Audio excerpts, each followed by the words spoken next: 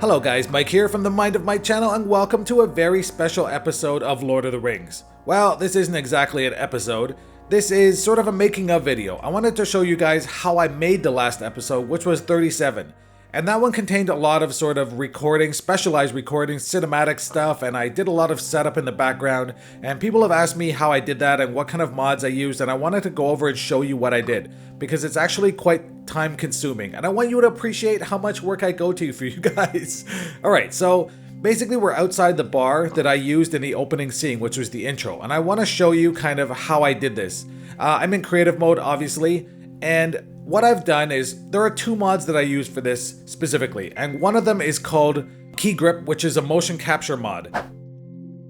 And what that allows you to do is it allows you to record things within Minecraft, your own character does, and then play them back. Using a separate entity, you basically clone yourself, and whatever you were doing when you recorded was something you will do again. Now let me show you how that works.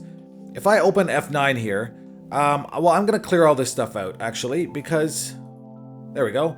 Alright, so what this is there's a timeline here, and there's a bunch of options up here.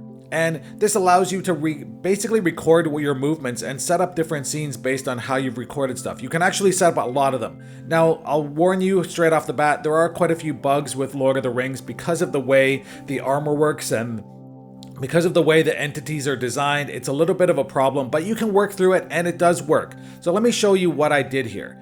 Now, first of all, I'm going to load up one of my saves here, which was the bar. Now, what I did is I record myself going into the bar and wandering around and doing a bunch of stuff. And then what you can actually see if I remove this is when I play this back, you will see my character go into the bar, and I can record things as they were. I'm obviously doing this during the day, not at night like I was during the episode, just because it's easier to see. So how it kind of started off, well, I started off myself here as if someone was watching me. So if I press F7, this is going to play back whatever I recorded in the past, and I'll show you what happens. See, my character appears over there, and he starts walking towards the bar, and he basically walks in. And I'm watching this from my own perspective, so I can watch him do this, and I can go in, and I can, see what he's doing. I can wander around, and I can follow him. I can record from any angle, as he does this, and it's all automatic. So it makes it very easy for me to record things happening where I want to be in third person, basically. So it's a very easy and convenient way to do it. There are a bunch of bugs, I'll tell you. First of all, if you're wearing any armor, so the armor I'm wearing basically right now will be cloned onto my character. So if I change my own armor right now and I set this back up, it will change his armor. That also means that if you're trying to do other entities, like for example, if I wanted to record a Bear of White, that will be a problem because the Bear of White will be wearing my armor. So I would have to technically take off all my armor in order to record some monsters who don't wear armor, or Oryx who might be wearing, suddenly they'll find themselves wearing Gondorian armor or something. So that is definitely something that has to be worked on. It's not really the fault of either mod, it's just the way it works. So you see my character still running around drinking, having fun. And that is how I recorded this part, or at least parts of it. Now, there is another mod. I'm going to stop this actually, because I want to show you something else. Now, people have asked me how I do the smooth sort of camera angles and the pans and zooms and stuff like that. And there's another mod, and that mod is called Multi-Shot, version 3 actually. Now, oh man, there are a lot of mods that do something similar, and there's a very famous one called Camera Studio, but it apparently doesn't work with Lord of the Rings, and I've tried really hard to get it to work, including a bunch of weird customization stuff, and I just can't get it to work. So I went with this multi-shot, which is less feature rich, but it does the job for what I need. So let me just turn on my interface for a second here, and I'll show you. Can you see that little pink thing?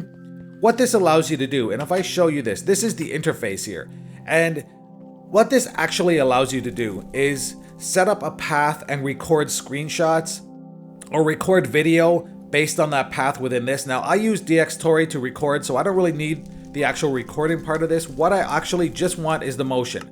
Now, there's a bunch of different, you can see here there's circle, there's ellipse. A lot of them don't actually work. The stuff that says work in progress doesn't work at all. Linear is just basically a straight on path. You have a circle, you have this ellipse, which also doesn't work. And finally, you have a linear path. And what this setting allows you to do is basically to create a path based on certain points that you set within the software and within the world, and then the camera will follow that path along whatever lines you have set.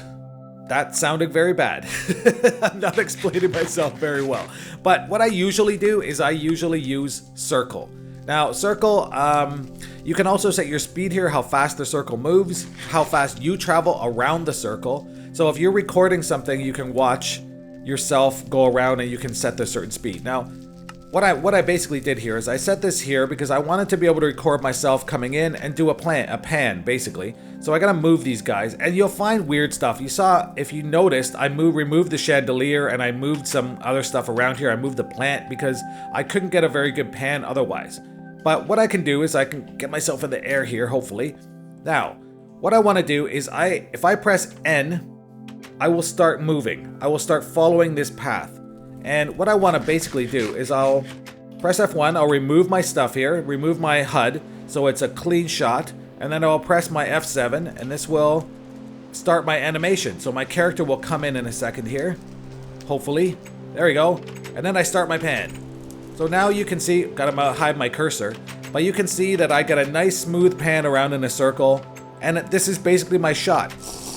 It does take a bit of time to set up and get right, and it's a pain in the butt sometimes because a lot of stuff can go wrong.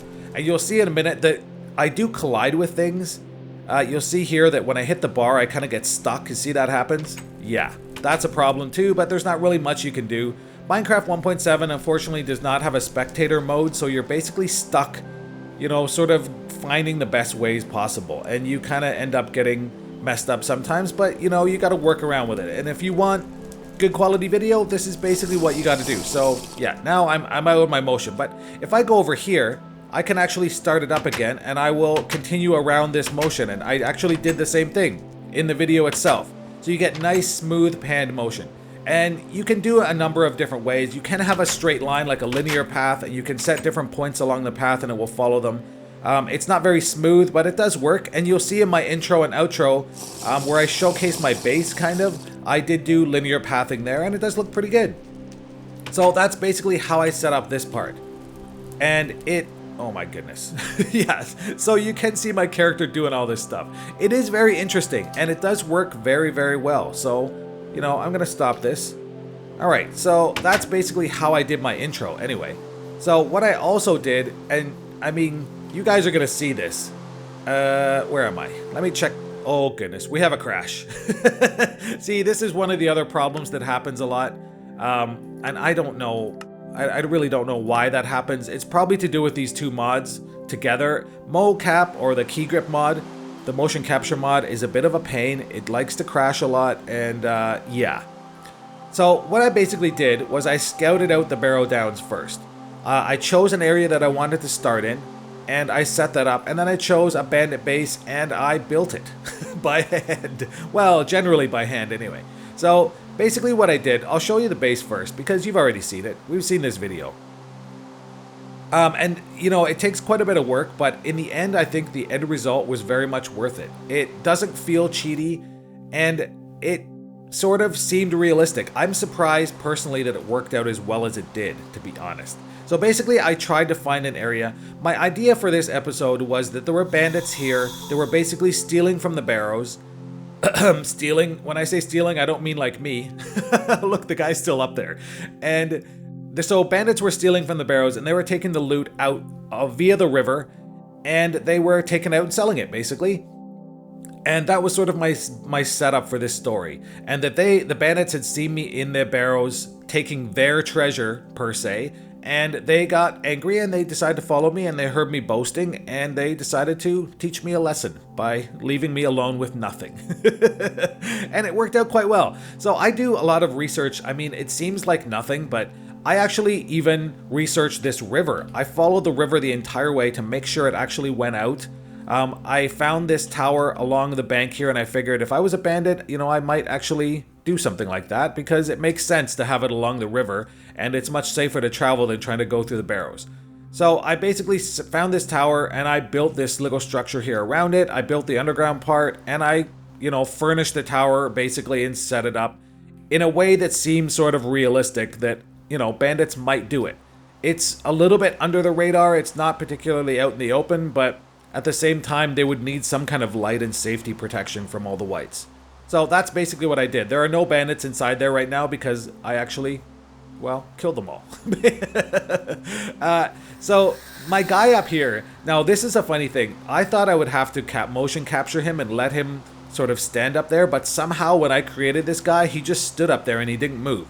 So it made the perfect sort of bandit boss because, yeah, he just stood up there and didn't move, and he looks like a bad man. So, yeah, I just left him up there and basically talked to him as is. I thought I would have to do something else and sort of, you know, motion capture him doing stuff. But, yeah, I ended up just leaving it as it is. So that was basically my base set up here, and it took up quite a bit of time too.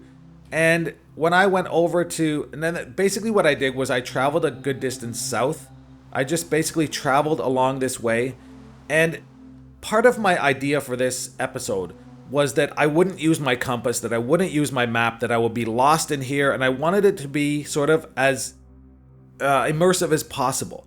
So what I basically did was I planned my route first. I didn't plan it 100%. I basically just flew over here and I tried to figure out which way I would go. And eventually, the funny thing is, when I did the real episode, I actually kind of got lost and I couldn't remember where I was, and I thought I missed the bandit hideout and somehow I found it. So it worked out perfectly, but you know, these things are actually hard to predict. And I'm already kind of lost, or I think it's this way. I actually flew over here a couple of times trying to sort of figure out where I was going. Let me actually check the map. Well, I'm kind of off, but I'm going sort of the right way, I believe. Let's actually get my... Alright, so no, I want to be going south, so I actually am going the wrong way. So yeah, it is very easy to get lost, and this kind of things are hard to prepare for, but it's, you know, it seems very realistic when you're playing it. And for me, I literally was freaking out. I gotta be honest. When I was doing the actual episode, you know, I called it "Oh God" because when I played it back, I heard myself saying "Oh God" probably 100 times. And I didn't even notice or realize I was doing that when I was playing. It just sort of turned out that way. And it seemed a little cheesy, but that really was me freaking out and not paying attention to what I was doing because I was scared. And that's exactly the effect I was going for. So it worked out pretty well. The barrows and all these things that I looted or places that I went, this was all by chance. I didn't put any loot out here intentionally. I didn't want to kind of ruin the experience by faking it, one. And two, I don't know how to, I mean, when you go into these barrows and you open a chest, they're trapped and a white pops out and tries to kill you. I didn't know how to set that up anyway, so I didn't want to open the chest and have a white not pop out during the episode. But anyway, I saw this thing and I thought, this is kind of cool because first of all, my idea was that I wanted to have myself wake up inside one of the barrows. And I didn't want to be able to, I wanted to have nothing, but I wanted to be able to survive and have at least a reasonable chance of surviving. So I figured if I'm inside this barrow and there's a tower here, I can get up the tower in relative safely and hopefully there's some kind of weapon or something up there. I did check first and make sure there was a sword, but I didn't actually plant anything. There was an iron sword up there and I thought, yeah, that's perfect. So I knew that I could get myself a sword, and I knew that I would need a sword of some kind, at least to be able to defeat a couple of the whites so I could get into the barrows and get more treasure. So that's basically all I set up. And look, there's a guy still sitting around here. And I didn't want to cheat in any other way. I wanted to only have a couple of torches, and I, you know, didn't have really any food. The funny thing is, I was expecting myself to have to kill rabbits and sheep, basically. I didn't even realize these berries were over there. So that actually helped me out initially as well. So things sort of worked out in my favor. I don't really know what else there was. I basically set this up. I set up the base. I planned an approximate route through it so that I would know basically where I was going and how to get to the base without it seeming very obvious. And technically, you know, in the dark, it was much different than I expected anyway. So it worked out fairly well. The intro, I don't think I actually have a save from that. But basically what I did, I'll show you what I did. The intro where you see the white in the tower and I kind of zoom in on it. Basically what I did was I used the motion capture mod and I motion captured myself standing in there just sort of doing nothing. And I changed myself into a... I'll show you actually how this works. Well, let me do it down here, just because, you know, we're here. So let me just show you how this works. So we hit F9. I'm going to erase my scene. I'm going to start a new scene here, and we'll call it just a test. Alright, and then I'm going to add myself an action, which is basically you have an entire scene, and within it you have actions, which are basically your recording. So let's just call this test as well. So now I have this set up. Now what I can do, and I'll leave the interface on so you can see what happens. Now I'm going to press what I've set up as F8, and now it is recording. So anything I do here is going to be recorded. So even if I kill a rabbit, it's going to be recorded. So I'm hopping around, I'm jumping, I'm having fun, killing rabbits, maybe.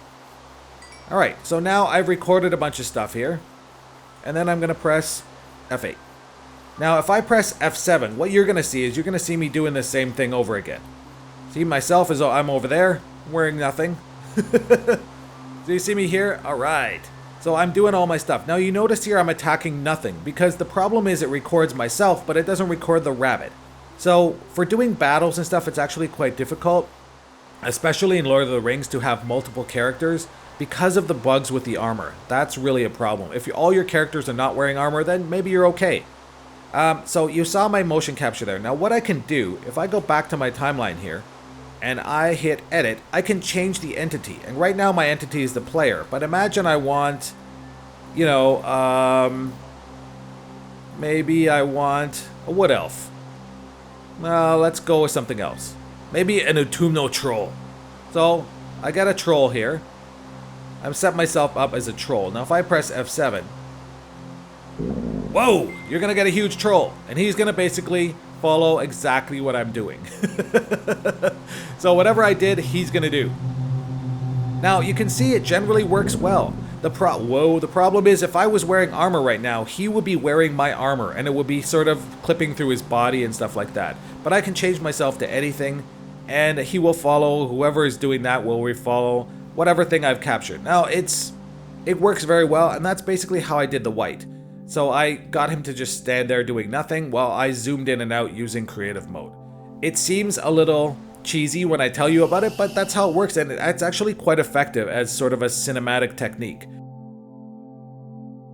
Alright, so what you're basically seeing here is Corel Video Studio X8. Well, X8.5 technically.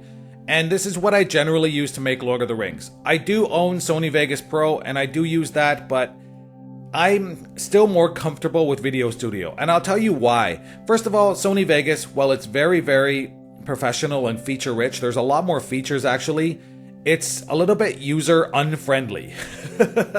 It takes quite a bit of time to set up certain effects, and it's partly because I don't know the software that well and I'm still learning it. So as I progress and as I get better in the future, I may start to use it more. In fact, I probably will, because Corel Video Studio is sort of limited in some ways. But there is another reason, and the reason is that Sony Vegas, the rendering times are super long. For me to render, well, this one's 32 minutes long, this episode. For me to render a 30-minute episode in Sony Vegas could take easily 3 to 4 hours. For me, when I have effects set up and I have color correction, I have a bunch of other stuff going, it takes a long time. Corel Video Studio, maybe an hour. It's a lot faster, a lot. And the quality is fairly good. So, you know, feature-wise, it's limited, but the end product looks good. So I'm not going to complain, and you guys won't notice the difference. So I'm going to use the software that's the most comfortable for me now. But like I said, there are some limitations. And some of those limitations are, well, I'll give you one in specifically. As far as tracks go, like the music tracks, the maximum you can have is 3, and the maximum voice you can have is 1. So that really limits how many sound effects and how many things you can have together. And if you look here, I'll kind of cut this out a little bit. Now you look here at my intro, and these are the parts, all the scenes that I had to cut up, and I had to color correct them and maybe brighten or darken them depending on how, you know, how the scene looked. Sometimes it looks very dark and I had to lighten it up. But you see here, I have my text, or my talking basically. This is my voice, all these things here. And then you look under here, I have the chatter in the bar, people talking. And then I have the music. And then on top of that, I have...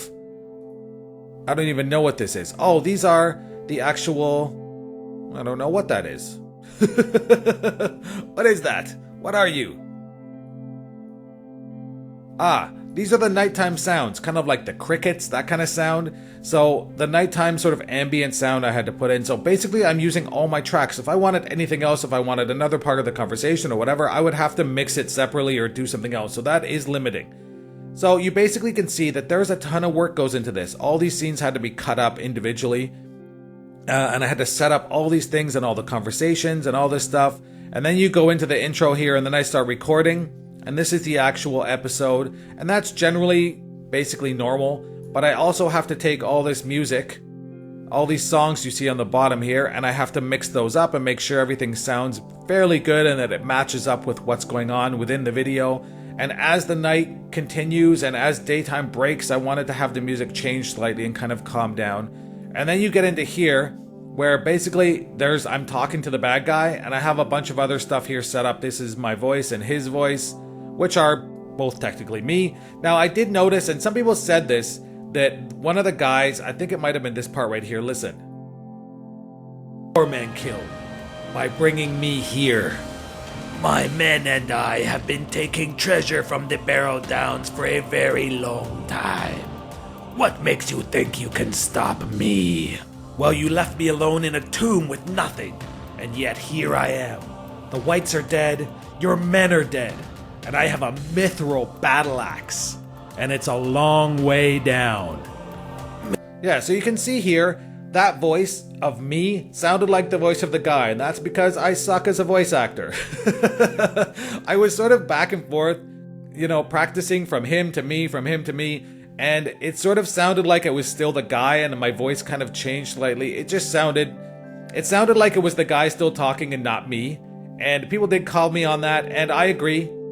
And I did notice it when I was making the final video, but it was like late at night here and it was too hard for me to re-record it, and I just said, you know what, I'm gonna let it go. I want to get this video out tonight, so I just sort of let it go. And I recognize that I still have some work to do as far as this stuff goes. It's the first time I've made such a detailed kind of scene. These kind of scenes are very detailed. For me, much more work than normally just throwing on Minecraft and recording or whatever. Most of the prep stuff I do is off camera, and when I record, mostly it's just improv. I just record as I go. But this stuff I had to set it up, and that was a bit of a pain, and it sounded bad. So I hope I improve over time. Maybe if this series ever gets popular enough that I can get other voice actors or people that want to join and do this with me, then that might be an interesting thing to try. But for now, it's just me. And, you can even hear right now my voice is gone because trying to talk like that guy last night, I literally started coughing and stuff, and I had to redo a lot of the stuff because I can't always do it like I want to. So I hope you guys enjoyed this. If you guys have any other questions, please let me know. This is kind of, the direction I'd like to take this series in the future. It's a lot of work, and if I'm going to be doing this a lot, I'm going to have to reduce the amount of videos I'm making. So, maybe you guys can tell me what you think. If you really want this kind of cinematic experience, I'm happy to deliver it, but, we're going to have to cut down. I can't be doing videos every other day because it took me a lot of time to make this video. I probably put, I'm going to guess, 8 hours into this video. It might have even been more. I mean, for me to build the base and set all that stuff up and make sure everything was right and run test runs and, then the final editing and sourcing sound files and do the recording and all that stuff takes a long time. So I hope you guys appreciated it, and I hope you appreciate this making of video too, and you have a little bit of a better idea what I go through to make my videos. Anyway, it is getting night here, and I guess that's time for me to say goodbye because the monsters are out. Alright guys, I hope you enjoyed this. If you did, please leave a like and, subscribe to my channel if you haven't already. Take care guys, and have yourselves a great day.